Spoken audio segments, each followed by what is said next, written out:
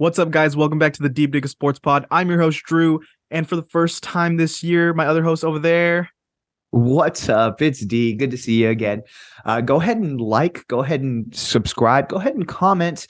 Honestly, we're going to have a ton of content. I know we are coming off of what some might consider the most wonderful time of the year, but the most wonderful time of the year is a 49ers playoff push, and we're going to be here for that. And what better way to start this end of the season playoff push with a guest? This week, we do have Jon Jay from the 49ers Ultimate Report. New year, we got new guests. It's going to be a fun episode, so check it out.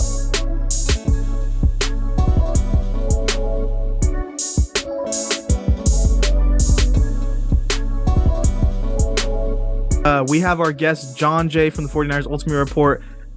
Really appreciate you coming on the show, man. I know we've been on your show a couple times. If you want to go, let them know where they can find you and what you've been doing lately.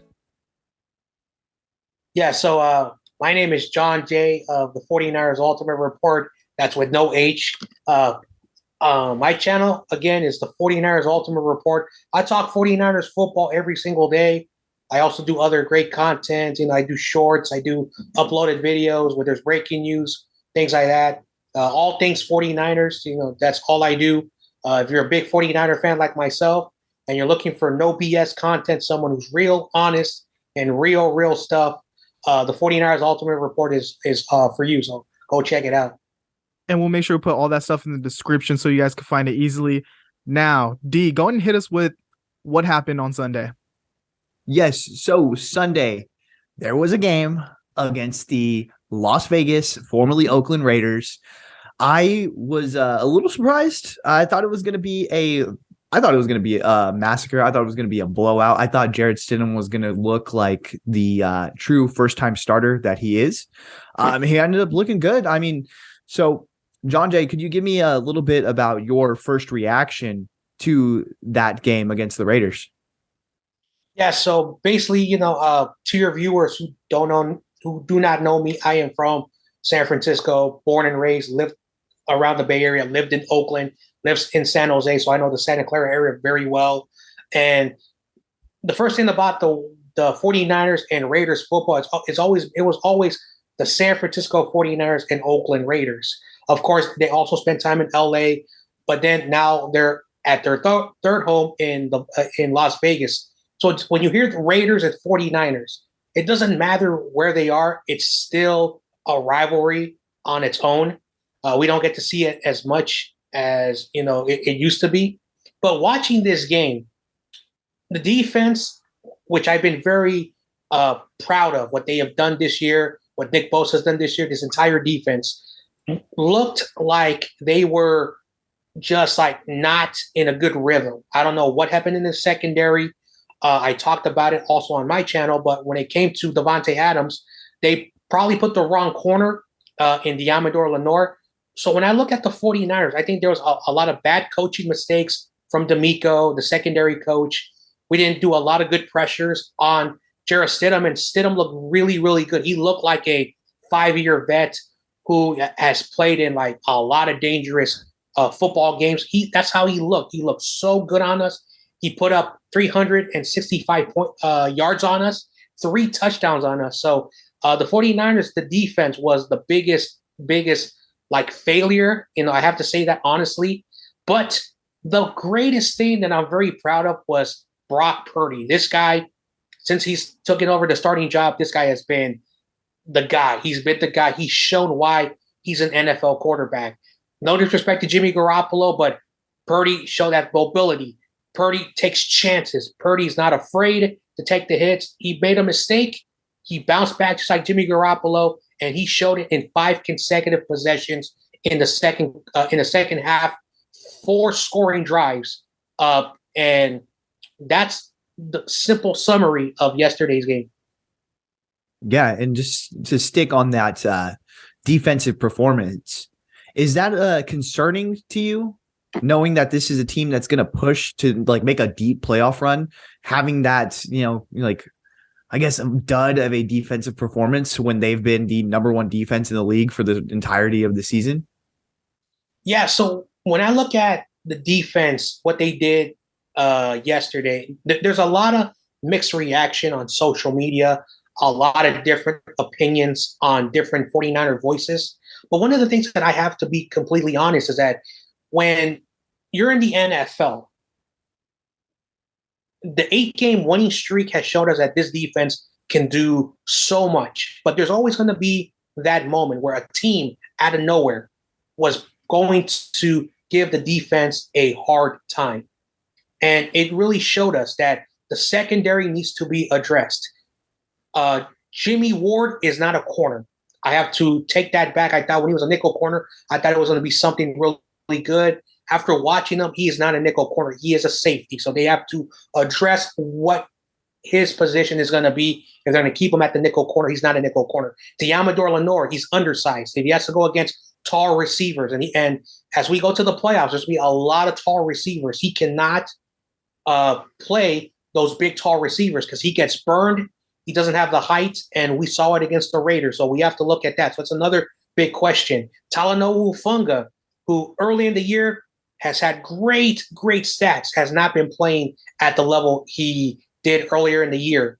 Tayshaun Gibson is doing really well out of all the secondary. He was probably the only consistent player on the field, but they need to address that secondary. I think the pass rush, they have to focus because Nick Bosa even said, we gave Sidham so many opportunities. We didn't even hit him. We couldn't even get him. And we allowed him to run around. Our pass rush didn't do so well. So when you have Nick Bosa complaining about the defense, our secondary not performing really well, D'Amico has to go back to the drawing board and see what he needs to do so this does not happen against the Cardinals. Yeah, and to all those points. Oh, go ahead. Oh, yeah. I was just going to say the defense was not great that day, but it was great to see like Brock Purdy under that pressure and just to see how he would handle this type of game. I know he hasn't been trailing by that much in a game, and getting all this experience is perfect leading into the playoffs. I wonder if we want to get into Brock Purdy a little bit. I know we put up a poll on Twitter, and make sure you follow us on Twitter at the Deep Dig Pod so you guys can weigh in on these polls. We want to hear from you guys. Has Brock Purdy earned the starting job next season? 54% of you said yes. 37% of you said there needs to be a quarterback battle in camp. 9% said no. Since taking over as the starter, Brock Purdy has the highest passer rating in the NFL. So, Jon Jay, why don't you just give us like what you saw from him in that game specifically? Yeah, so watching Brock Purdy and even going back to his very first game, even though Brock Purdy is 4-0 with the 49ers, he's technically 5-0 because when Jimmy got hurt, the 49ers were losing. But officially, he's 4-0. But he's had 5 good games, and this was a really, really good game for Brock Purdy to show what he – and again, one of the things that most people get wrong with the quarterback is in these situations, this is what quarterbacks, why they get paid the big money when it comes to these situations. And so Brock Purdy really did a lot. And one of the things that Jimmy does not have, that Brock Purdy does not have, is the way he maneuvers. One thing that Kyle has started to do with Brock Purdy is the play action. So the play action has been incorporated again in the offense, which allows their quarterback to roll out, to see the field, survey, extend the plays. So that's one great thing I've seen from Brock Purdy. And when it comes to the poll, like, is Brock Purdy the automatic starter? The answer is no. And the reason why I say that is because we have a quarterback we drafted a few years ago in Trey Lance. And Trey Lance, I've said this about Trey Lance, this guy is one of the most unluckiest human beings on the planet. He got rejected to Minnesota. He had to go to North Dakota. He reduced his talent level, was one of the best in the Division II level, got drafted to the 49ers. Of course, missed the year in his junior year. Back to the 49ers. Back up to Jimmy Garoppolo. Has not played much. Got hurt. So when I look at the 49ers situation, if Trey Lance does pan out, we have one of the most experienced young backups right behind Trey Lance. I still think Trey Lance is still the starter. And if Trey Lance struggles, Trey Lance should have a very short leash because what Brock Purdy is able to do. I think Brock Purdy does not have a lot of pressure because he knows his role is that he's just riding this ship until the season ends, and whatever happens next year, Trey Lance is this team's quarterback. But Brock Purdy has shown that if anything happens to Trey Lance, Brock Purdy has shown that he can take this team and elevate this team much more. Again, no disrespect to Trey Lance. We'll see what happens next year, but Trey Lance is a starting quarterback. That's a good level. Like, hey, we drafted Trey Lance at number 3. We need Trey Lance to like at least get the opportunity to be a starter. We don't know what we have on our hands. I think going into next season, there does need to be an open like quarterback battle just because of what Brock Purdy has shown as far as his intangibles. And I think that this is also like very good for Trey Lance that Brock Purdy is producing like this, because Kyle Shanahan has really felt a lot more comfortable with his play calling with Brock Purdy at the helm. And so if you think about, okay, well, let's put them both on paper. Trey Lance is a better prospect. Okay, well, why am I not doing these same things with Brock Purdy that I could do with Trey Lance?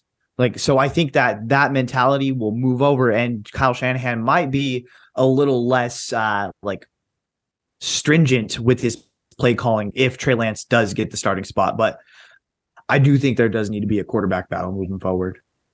I don't know, guys. I think we know where I stand. I've been saying since the second we started Brock Purdy that he's the franchise, he's the future of the team. And yeah, I was saying it jokingly all season, but go back and look. I did say it. So I'm feeling really good about Brock Purdy of where he's at. And at this point, if he takes us to an NFC Championship game, I'm kind of like, do we need to roll the dice on Trey still? Like, can we just kind of see what we have in Brock for a while?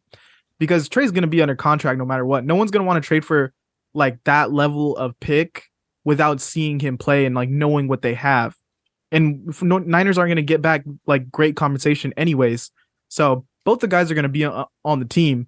I would maybe flip it and give Brock Purdy a medium-sized leash next season and see what he can do. And if he starts to fall off and come back down, like, okay, maybe he doesn't have the talent that we see, or he's just kind of more of a average quarterback, then let's, roll with Trey Lance. But it's going to be interesting because Trey Lance is just having another surgery right now. So they say he's going to be ready by camp. Hopefully he's completely healthy going into camp and that really doesn't affect this situation. But we'll see. Only time will tell. And as of right now, there is a game next week, one more. Playoff seeding has been going around Twitter sphere right now, a lot of scenarios, but it is still possible for the 49ers to get a 1 seed. D, how you feeling on our chances over there? The Eagles have lost their last 2 games with Gardner Minshew at the helm. It's very possible that going into this week, they lose again because they are facing the New York Giants. The New York Giants are also fighting for playoff seeding as well. They're a division opponent. I think it's a very real possibility the Eagles drop 3 in a row there. And if they do, 49ers are in a very prime spot with the Arizona Cardinals coming up. The Arizona Cardinals look to be in shambles as well. So kind of is what it is. John Jay, how are you feeling about the playoffs moving forward? Yeah, so when I look at the playoffs, like I knew 49ers, my best case scenario was if the Vikings lost one of their games and we won out, we were going to be the number 2 seed. Well, of course, right now we're currently the number 2 seed. How are the 49ers the number 2 seed? Well, the 49ers are undefeated against their division. The Eagles and the Vikings have lost 2 games. Even if we lose, we are going to be the number 2 seed. You go to the conference. Minnesota has a bad conference record, a 7-4. The Eagles have a bad conference record. They're 8-3. The 49ers have the best odds to become the number 1 seed. Become the number 1 seed if the 49ers win and somehow the Eagles lose. One of the things I want to say about the Eagles that most people don't know is that the Eagles this year have been playing awful defenses. And so far, since they have played the Washington Commanders, They have one of the best defenses, number 4 in the league. They've lost. When they've played the number 8 ranked Saints defense, they have lost. What does that mean? They are losing 2 teams that have great defenses. What does that mean? Jalen Hurts or Gardner Minshew, they cannot play against really good defense. Also, the NFC East was given one of the most easiest schedule. Everyone there was a team 3rd and below. So the Eagles, you look at their record, and they're playing the Giants. Unfortunately, the Giants have one of the worst defenses up there in the top 20. So the Eagles could win this game, but the divisional matchups are very, very difficult. It doesn't matter who you are. And divisional matchup is going to be very, very difficult. The Giants got blown out the last time. The Giants are still angry about that game. They're going to bust their butts to try to win that game. But for any 49er fans, those are the stats. Those are the numbers. The Niners have the highest chance to become the number 1 seed. But let's be very realistic. Will that happen? We don't know. Everything has to go perfectly. The Giants have to win, Niners have to win, and we get the number 1 seed. We don't know what's going to happen. We don't know what's going to happen. The Niners could win and the Giants could lose. No, the Giants can win. We could lose because look what happened against the Raiders. Anything is possible. Right now, if I'm the 49ers, win your game and see what happens once Sunday is all over. That's my thoughts when it comes to playoff seedings. But I will say this. If the Niners win, we have 2 home games in the playoffs. Very true. Very true. And also kind of like going with that, hey, anything could happen. The 49ers are on a massive win streak. It is tough to and we just seen it again with the Raiders game. It is tough to maintain a win streak in the NFL.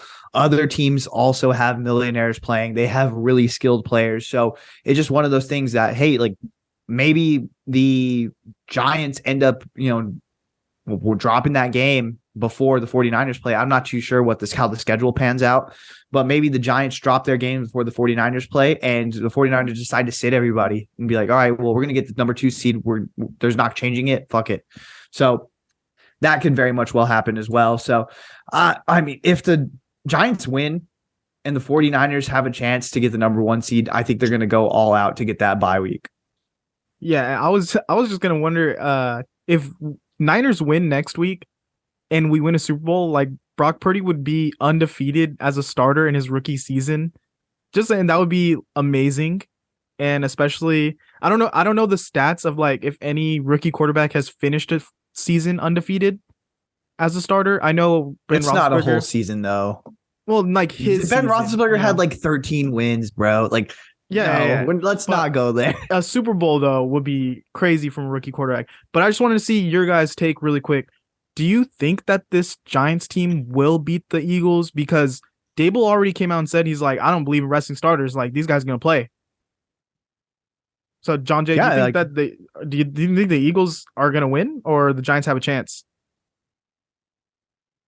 So for me, one thing that I have learned, and this goes back to the Bears game, every 49er fan says we were going to beat the Bears and the Bears beat us.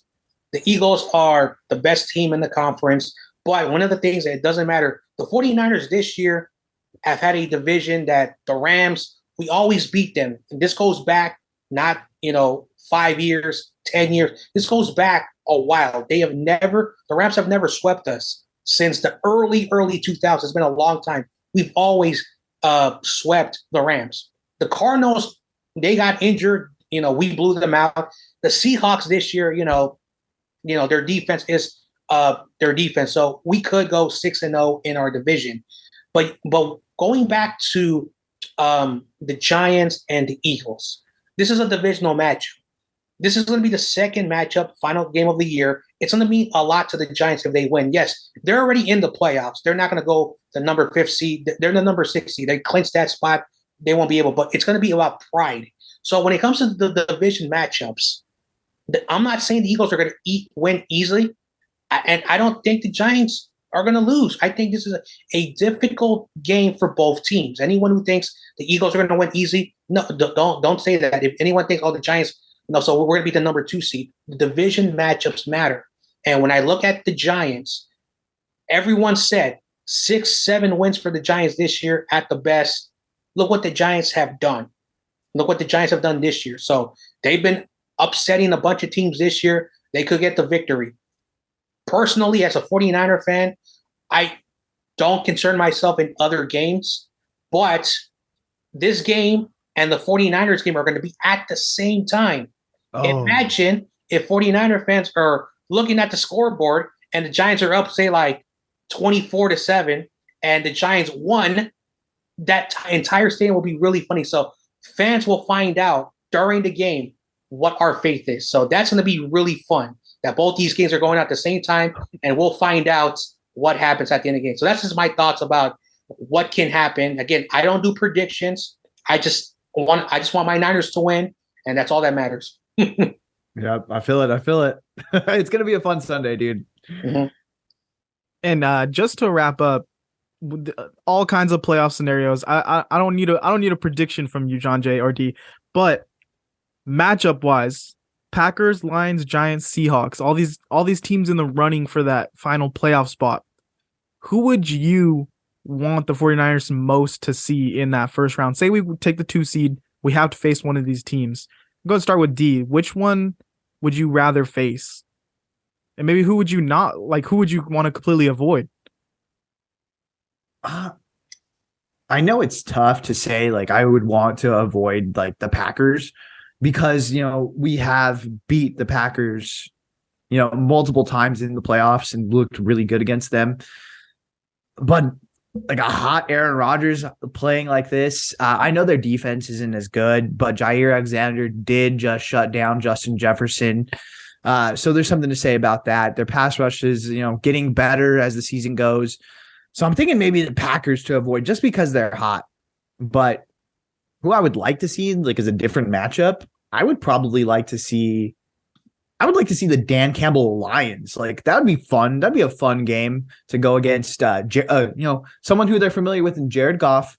The offense is pretty potent. The defense, they have a little baby Bosa Jr. if you want to consider Aiden Hutchinson that, but I think that would be a fun playoff game. You know what I mean? Definitely. I want to see the Lions make the playoffs, but I don't want to see the Niners like beat the shit out of them.